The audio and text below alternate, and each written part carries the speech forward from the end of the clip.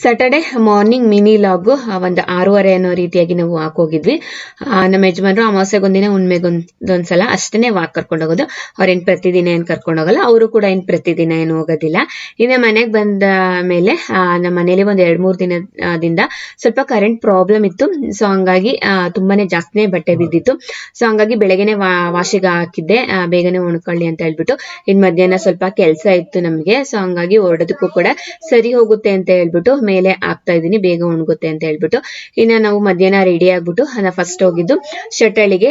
ಶೆಟ್ಟಳ್ಳಿಲಿ 2 reels ಮಾಡ್ಕೊಂಡು, ಹಾಗೆ Shettahalli church ನೋಡ್ಕೊಂಡು, ಹಾಗೆ ಬ್ರಿಡ್ಜ್ ಎಲ್ಲ ಅದನ್ನು ಕೂಡ ನೋಡ್ಕೊಂಡು ತುಂಬಾನೇ ಚೆನ್ನಾಗಿದೆ ಶೆಟ್ಟಳ್ಳಿ ಮಾತ್ರ. ಸೊ ಅದಾದ್ಮೇಲೆ ನಾವು ಕಟಾಯಕ್ಕೆ ಹೋದ್ವಿ. ಕಟಾಯದಲ್ಲಿ ಬಂದ್ಬಿಟ್ಟು ಪ್ಯೂರ್ ಮಣ್ಣಿನ ಪಾತ್ರೆಗಳನ್ನ ಮಾಡ್ಕೊಡ್ತಾರೆ. ಸೊ ನಾವು ಮೊದಲೇ ಆರ್ಡರ್ ಕೊಟ್ಬಿಟ್ಟು ಬಂದಿದ್ವಿ, ಮಣ್ಣಿನ ಪಾತ್ರೆನ ಮಾಡ್ಕೊಡಿ ಅಂತ ಹೇಳ್ಬಿಟ್ಟು. ಹಂಗಾಗಿ ಅವ್ರು ಇವತ್ತು ಬನ್ನಿ ಅಂತ ಹೇಳಿದ್ರು. ಹಂಗಾಗಿ ಅಲ್ಲಿಗೆ ಮಣ್ಣಿನ ಪಾತ್ರೆನ ತಗೊಂಡು ಕಲೆಕ್ಟ್ ಮಾಡ್ಕೊಂಡು ಹಾಗೇನೆ ಮನೆಗೆ ಬಂದ್ವಿ.